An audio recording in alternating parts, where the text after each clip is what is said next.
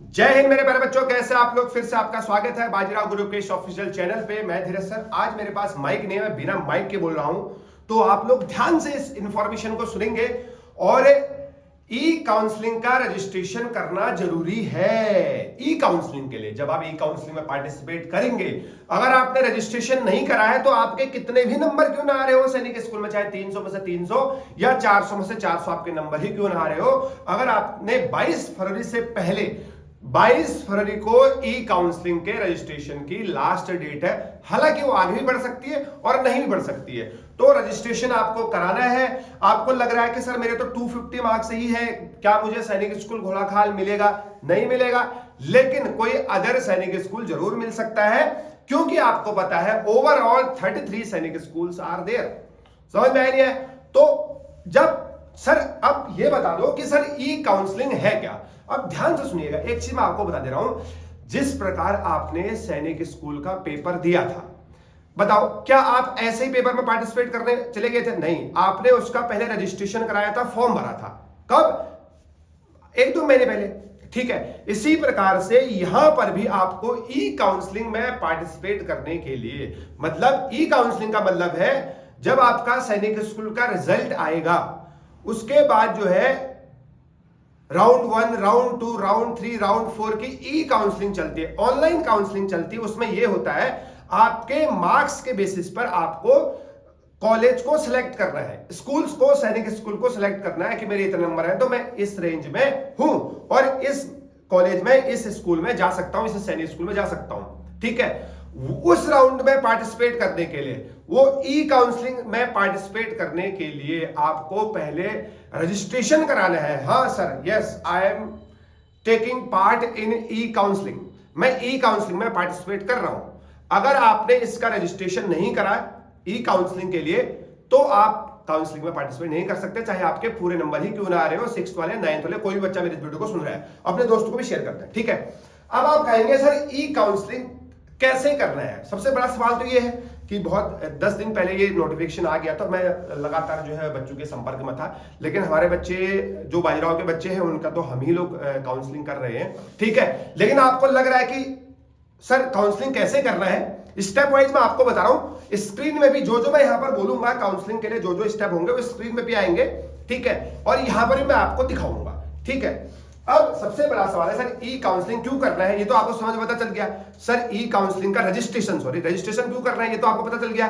जब रिजल्ट आएगा, रिजल्ट आने के बाद मैं काउंसलिंग पार्टिसिपेट करूंगा कि सर मुझे सैनिक स्कूल घोड़ाखाल चाहिए, तो मुझे ई काउंसलिंग में पार्टिसिपेट करना पड़ेगा।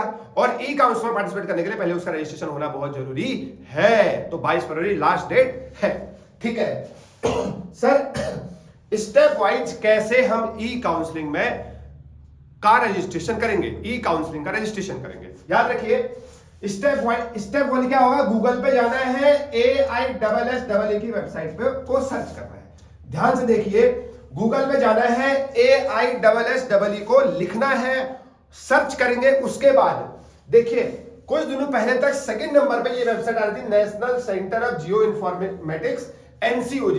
अब अभी आप सर्च करेंगे तो पहले नंबर पे आ जाएगा, है ना। पहले दूसरे नंबर पे था और जो अभी आ रहा है वो फर्स्ट नंबर पर आ जाएगा। तो किस पर क्लिक करेंगे, national centre of geo informatics या NCOG में जैसे आपने क्लिक किया, इसमें आप क्लिक करेंगे, अगला पेज खुलेगा।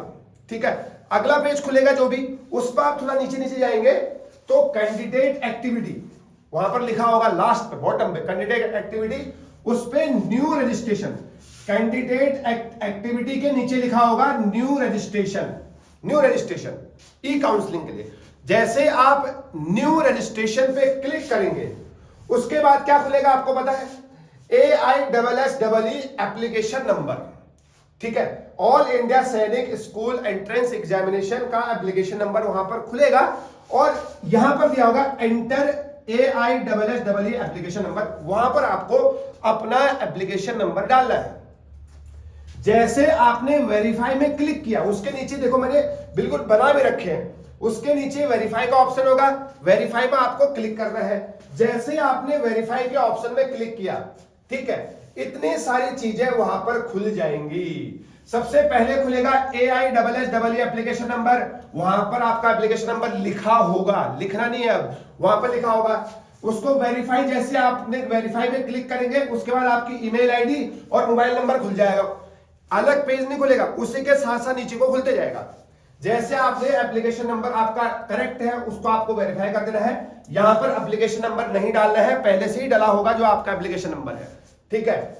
वेरीफाई करेंगे, जैसे आपने वेरीफाई करा, वेरीफाई करने के बाद ईमेल आईडी, जो भी आपने ईमेल आईडी डाली है वो ईमेल आईडी वहां पर शो हो जाएगी और मोबाइल नंबर वहां पर जो भी आपने मोबाइल नंबर डाला हुआ है वो मोबाइल नंबर वहां पर शो हो जाएगा और उस मोबाइल नंबर के नीचे लिखा होगा सेंड ओटीपी। जैसे आप सेंड ओटीपी में क्लिक करेंगे, आपके रजिस्टर्ड मोबाइल नंबर पे जो आपने फॉर्म भरते टाइम मोबाइल नंबर डाला था उस मोबाइल नंबर पे आपका ओटीपी आएगा, ठीक है।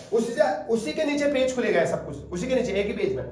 जैसे आपने ओटीपी डाला 1459 4 डिजिट का ओटीपी आएगा, कुछ भी आ सकता है, आपको उसको यहां पर डालना है। जैसे आप वेरीफाई करेंगे, ठीक है, आपने वेरीफाई कर दिया ओटीपी डाल के, वेरीफाई करेंगे उसके बाद आएगा सेट पासवर्ड।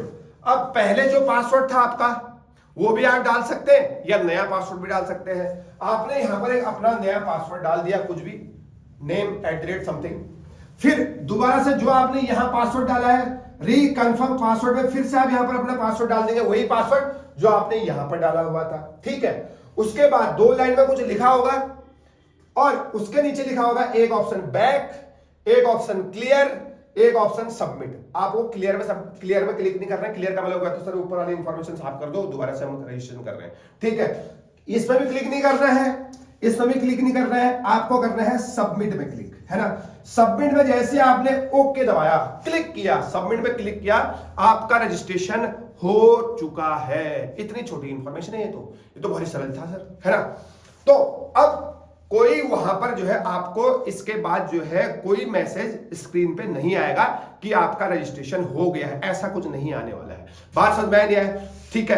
तो बहुत सारे पेरेंट्स के क्वेश्चन भी आते हैं, सर ये कंफर्मेशन न्यूज नहीं आई है, आपने सबमिट में क्लिक कर दिया है तो आपका रजिस्ट्रेशन हो गया है। एक इसके बाद क्लिक करेंगे तो वहां पर एक आपकी छोटी मोटी प्रोफाइल खुल जाएगी, ये भी आपको वहां पर दिखेगा, है ना। एक जैसे आपने सबमिट में क्लिक किया उसके बाद आपको एक प्रोफाइल नजर आएगी, आपका एक प्रोफाइल बन चुका है जिसमें आपके नंबर, रैंक सब लिखा हुआ आएगा जिस दिन रिजल्ट आएगा, ठीक है। तो आपको एक प्रोफाइल बन जाएगी इसके बाद और आपको कोई एक ऐसा कंफर्मेशन मैसेज नहीं आने वाला है। समझ में नहीं है, बस सबमिट किया उसके बाद जो आपका पेज खुलेगा बस आपको उसको लॉग आउट कर दें या नहीं कर दें तो एक ही बात है, लेकिन आपका रजिस्ट्रेशन हो गया है। यही लास्ट स्टेप था सबमिट वाला, है ना। लेकिन आपको आपका एप्लीकेशन नंबर और जो आपने पासवर्ड बनाया है वो पुराना वाला भी हो सकता है, उसको आप डाल दीजिए यहाँ पे, या नया पासवर्ड आप लोग बना सकते हैं।